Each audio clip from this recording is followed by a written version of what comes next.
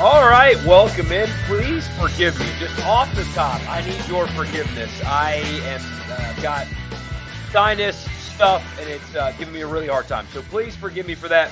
We're going to power through it together. Perfect timing. Ole Miss finishes a basketball game, and our usual Thursday live stream just happens to coincide with each other, so I'm glad that you guys are here. I know that the subject matter is not exactly something that you want to be talking about tonight, if we're being honest. A basketball loss, and would be a frustrating one as well. Ole Miss played really poorly in the first half. I thought there was an effort problem, and we'll get to that, I'm sure. Did a really good job at coming back. Flanagan, especially, kind of leading that charge, and then getting a lot of stops on the other side as well. And it wasn't enough as Ole Miss loses to South Carolina. 68-65, the final score. My name is Michael Borky. I'm glad that you guys are here. However many of you actually show up here today. I know, again, it's not exactly a good thing to talk about, but we got to. It's what we do. So please like the video, subscribe to the channel, all that good stuff, and let's get to it. So 68-65, the final. I'll get off a couple of things here before we get into the actual chat. First, Ole Miss was lucky to be in the position that they were in, if we're being honest. I know it was a valiant comeback effort, but South Carolina was really hot in the first half, but Ole Miss did a lot of things poorly. They turned the basketball over some, although offensively they executed well in the first half for the most part. The mid-range game was working really well. By percentage, they were okay in the first half against a really good South Carolina defense. But rebounding and effort, I thought, was really bad in the first half. And I hate saying things like that because I can't quantify it. Like what do I point to prove that poor effort was given? But I think the rotation or lack thereof in the second half and the personnel that Chris Beard closed the game with kind of told you that there's something to that there was a lack of effort. Because, look, Ole Miss is one of the worst rebounding teams in all of college basketball. There is no way, absolutely no way, that personnel should be as bad at rebounding the basketball as they are and giving up open looks as often as they do as well. Those two things, to me, are effort stats. Now, they may not have the personnel to become a great rebounding team, but to be in the 350s in the country in rebounding, that's an effort thing. That is a desire thing. That's an effort stat. You don't have to be a great player to be a great rebounder, to give maximum effort, to close out correctly on defense and things of that nature. And I thought that, again, in the second half, who played and who didn't was pretty telling for Chris Beard. This is and I obviously haven't listened to his postgame yet because we are just now, the game just ended and we are just now talking about it. But I wouldn't be surprised at all if Chris Beard questions the effort again. I mean, he did it after the Auburn game, and here they are again with a questionable first half effort. Now they came back. Thanks a lot to Alan Flanagan. He attacked the basket. He was a lot more decisive. Really liked his game in the second half. He's physical, he's athletic, and really attacked the basket and kept his team in it. South Carolina started missing shots. Ole Miss was getting stops. And then in the final 4 or 5 minutes of the game, they really executed poorly on offense. They did so much good to get to that point where they had a chance to win the game and executed terribly in the last 4 minutes. Only one made basket. Also, South Carolina wasn't whistled for a foul in the last 7 minutes of the game. So you had that as well. But bad start to the game, bad effort in some spots, and then couldn't execute down the stretch after doing a lot of good to come back. So that leads to a loss. And Ole Miss has the bye week on Saturday, and then they go to Rupp. A 3-point loss at South Carolina is not going to harm them in any way, shape, or form. At all, but that might be a game that we look back on in March if they miss the tournament as one that really could have been the difference for them. They had an opportunity and just could not execute to seize on that opportunity. So Let's get into the chat now. I appreciate you guys being here. We'll do this for a few minutes, and then I'll let you go early. I've got to just take NyQuil and just kind of sleep this off. So anyway, you can't say definitively if the no call on Morrell was fine or not because we never got a decent replay, but you could have sworn Sharp was fouled on the rejection. So it looked like there was contact on both. I think a whistle should have definitely been blown on the Sharp rejection. I think that was pretty clear. Got him on the arm, and I think that should have been called. I understand why it wasn't. A 7'5" guy was blocked up high. Game happens really fast. I understand. I'm not going to sit here and bemoan the officials for not blowing the whistle there. Although I think that they should have. Not. Okay, I said I'm not going to sit here and bemoan the officials for the Morrell call. It should have been called on Sharp. That should have been a foul. It looked like, if you look closely, that Morrell felt the contact, was anticipating South Carolina trying to get a quick foul and send him to the line for two, and he sensed that and went up and just put one up to get a foul call. But I don't like foul hunting there. I think that if you're going to get a shot off, guarantee you get a shot off. And if they're going to foul you and put you on the line, then do so. But, those two plays aren't even really the problem for Ole Miss down the stretch. I don't think. I think it's the 4 minutes leading up to those two plays is really the more glaring issue. I completely understand why Morrell he didn't just jack up a shot there. I saw a lot of reaction that was like, why would he do that? What a bad decision. No, I understand why he did that. Looked like South Carolina was trying to quick foul. And if they are going to do that, if you're going to get fouled there, get into a shooting motion to get 3 free throws instead of 2. So I certainly understand why he did that. It's questionable whether or not it was the right decision, but you can certainly explain it away. It wasn't completely like this dumb, boneheaded, terrible decision that he made there. And the foul should have been called on Sharp, but they didn't execute for 5 minutes. And that's more that they started poorly and they didn't execute for the last 5 minutes of the game. So Morrell taking that shot there is not Ole Miss's problem tonight. That's not the thing that people need to focus on at all. And again, I've said 5 times now that the foul should have been called on Sharp, but I don't like, blaming refs when a team did so much wrong throughout the course of a game. You know what I mean? I don't particularly like that. I mean, the whistle should have been blown, but there was a lot of things that they could have done better and differently in that game, and they are the reason why they didn't win. It's not the refs. They didn't execute. They got off to a bad start. They didn't rebound. So that the officiating is the least of their concerns to me. They just didn't capitalize on an opportunity, and it happens. They're okay. They're not out of it or anything. That loss is not going to hurt them, but it would have been an opportunity. You understand Nunez giving them valuable defensive minutes, but by the end of the game, you only have 1, maybe 2 reliable guys to tie the game with. Morrell and Brandon Murray. Flanagan can't hit threes consistently. Yeah, I assume they really would have loved to have had Murray, the Juju variety, on the court there for that last possession. But,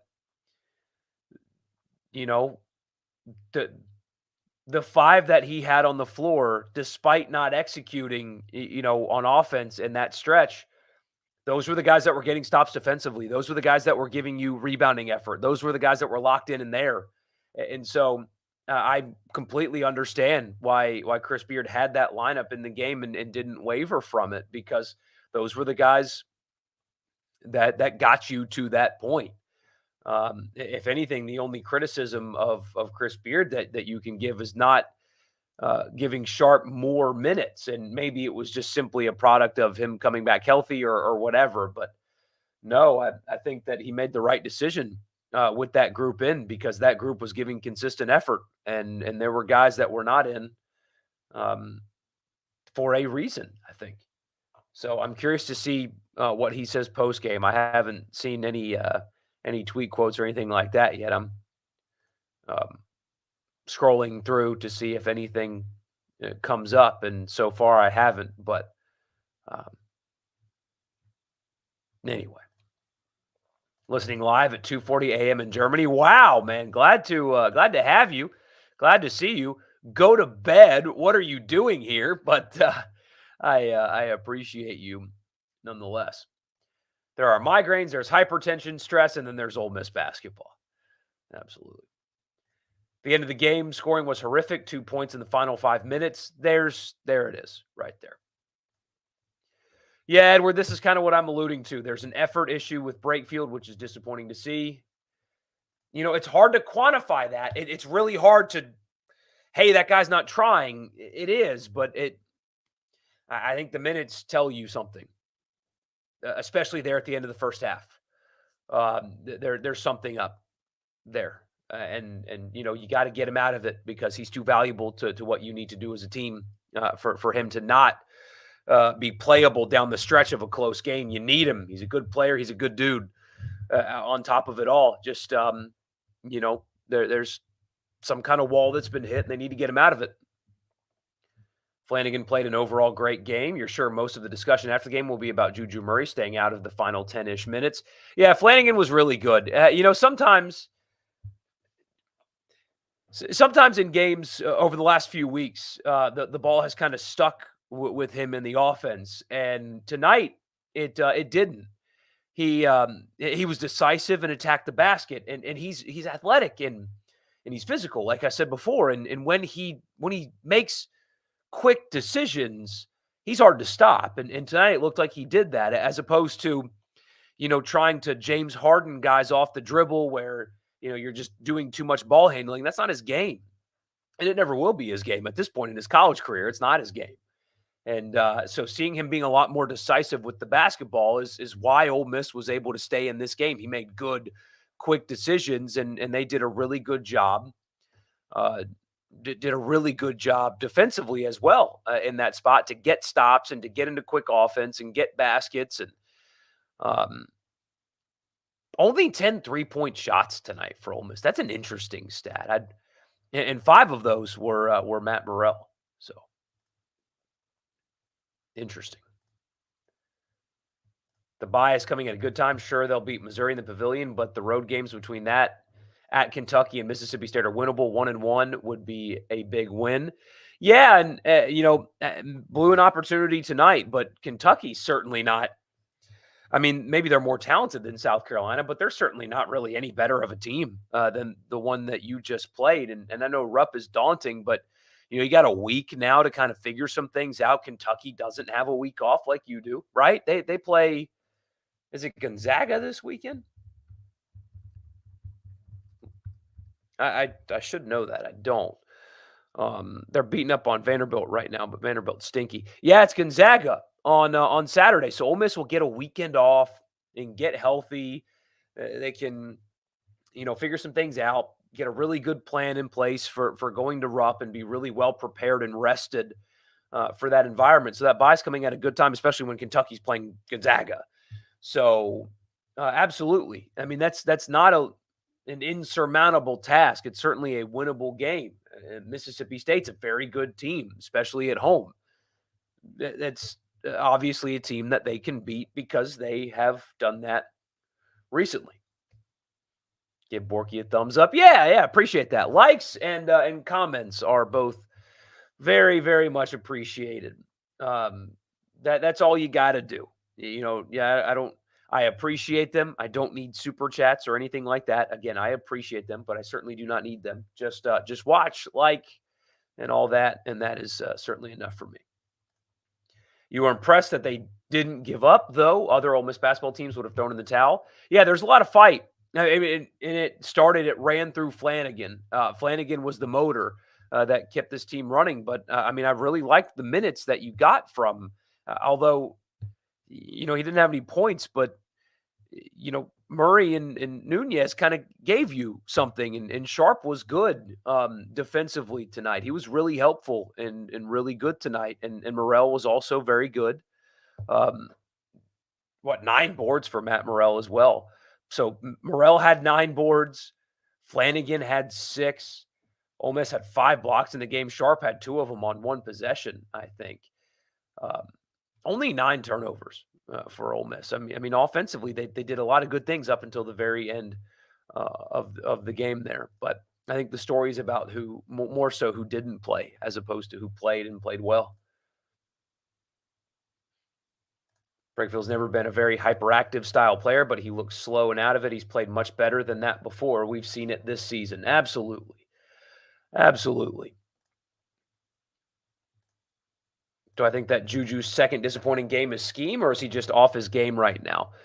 He was 4 of 9, only made 1 of his 4 threes, had 10 points, but um, I don't think it's scheme. I think it might just be an off, a stretch of off. This bye week, as we said a second ago, is coming at a good time. I think Chris Beard might need to um, get after the rear ends of some guys and kind of refocus them. The rest is important, but also there needs to be some messages sent, if that makes sense. I know that's weird. Those two things are kind of conflicting thoughts, but it's clear that some messages need to be sent about effort because the poor rebounding is an effort deal. Also, I mean that is absolutely an effort stat. Um, so yeah, the bigs play too soft and the shooters go missing at times. Where it was Juju in the second half. The lineup that he played is the one that came back. That's the thing. I mean, you're going to take the guys out that got you back to the point where the game was close. Dance with the girl that brought you, right? I think Chris Beard, his willingness to not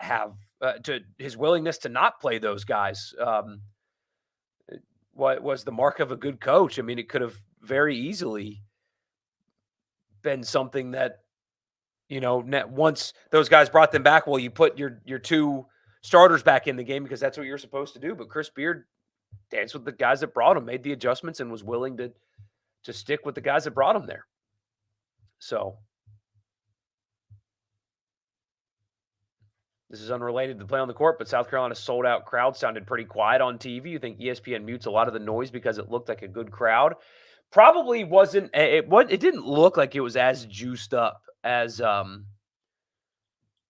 others have been, like Auburn, for example, to take Ole Miss out of this for a second. Auburn's home arena looks more juiced up than that, But I do think ESPN and most broadcasters, honestly, do a really poor job of capturing how loud a crowd is.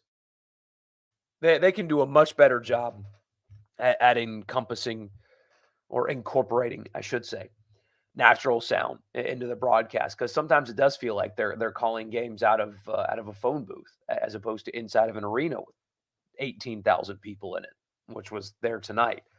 So I'm with you. Yeah, CBS does do a good job with crowd noise. Absolutely, they do, especially in the NFL games. My gosh, the shot that CBS does in the NFL games, where the camera is zoomed out, and Jim Nance is perfect at this, where the camera is as zoomed out as it can be.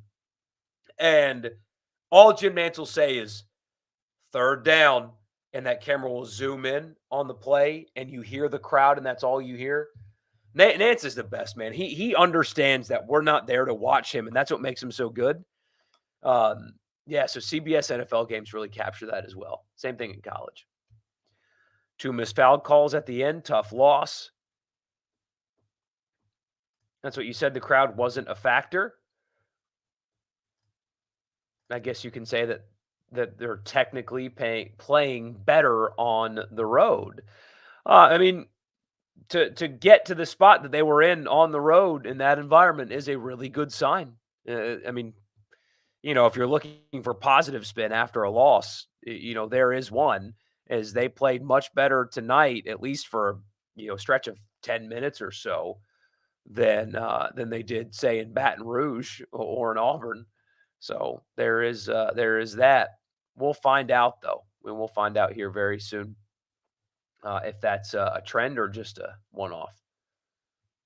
Beard and James just need time. Oh yeah, absolutely. Yeah, I mean, even with this loss tonight, Ole Miss is so far ahead of schedule at the moment. I mean, tomorrow they're going to wake up still on the right side of the bubble, so they're okay. I mean, they are absolutely okay. Now, Rupp is tough. Missouri's going to be a must-win. They've got opportunities. South Carolina comes back to their place. That should be a really, really good environment. At least you hope so. With two Saturday home games in a row, you'll get Alabama. I mean, there's a lot of opportunities for this team still to make the tournament, but they are just so far ahead of schedule at this moment that being frustrated after a loss is something I understand, and they shouldn't have lost tonight. Well, I say that no, they didn't have to lose tonight. With the way they played in the first half and the first few minutes of the second half, they kind of deserve to lose, but they didn't have to lose tonight. But even though they did, um, the great opportunities still in front of them to continue to exceed expectations. They are just fine. They are absolutely just fine moving forward. Expectations for Janes this year was playing for seeding. They need to get into the tournament. Yes, and not in the play-in either. It's a little bit different. They got to start stacking wins right now. The metrics still like them, but eventually you've got to start winning games. This is a very important stretch for Mississippi State. Very important stretch. You just don't think that taking a risky shot, relying on your opponent to foul is a good move, but let's just move on to Kentucky and hope they pull Florida. Yeah, I mean, I guess what I was trying to say earlier is, he's such a good shooter that foul hunting in that spot, um, you know, is not it's a debatable decision. But I don't think that he's an idiot or a bum or whatever. I don't think he's stupid for hoisting one up there because he was anticipating, and it looked like he was right that South Carolina was going to put them on the line because teams most of the time foul up 3 in the closing seconds. You put them on the line, make them shoot 2, you get the ball still with the lead. It's what you do. But it wasn't a mentally unsound decision. It makes sense. You can debate whether or not he should have done it, but you can explain why he did it, and it makes sense. I guess I'm kind of talking in circles about that. But anyway. Clemson's going to win at UNC. Wow. How about that? Saving his job at Clemson. Saving his job. He's been on the hot seat for like a decade. But anyway. So that's your game. Ole Miss, tough loss to South Carolina. They're absolutely fine. If you're looking for positive spin, there it is. They're okay. They're okay. But that might be a tough one to look back on come tournament time. We'll see if that is the case. I know this is a shorter one. You guys can probably hear me. I need to take NyQuil and just get out of here so I can flush whatever this is out of my system. So I appreciate you guys being here. I'm going to post a video tomorrow. I'm going to start doing some off-season content football-wise. I think I just want to start talking about football that is not related to the NCAA, and I'm going to do something like that as well because it's topical or whatever. But I'm going to start just doing off-season content stuff in between these streams because I want to talk football. So be on the lookout for that. I'm going to do something tomorrow. I'll post that then. See you guys then. Thursday, again, live on Thursday. We won't be live on Super Bowl Sunday, but we'll be back live on Thursday. And I'll see you guys then. Y'all have a good night. Thank you for tuning in, and I'll see you soon.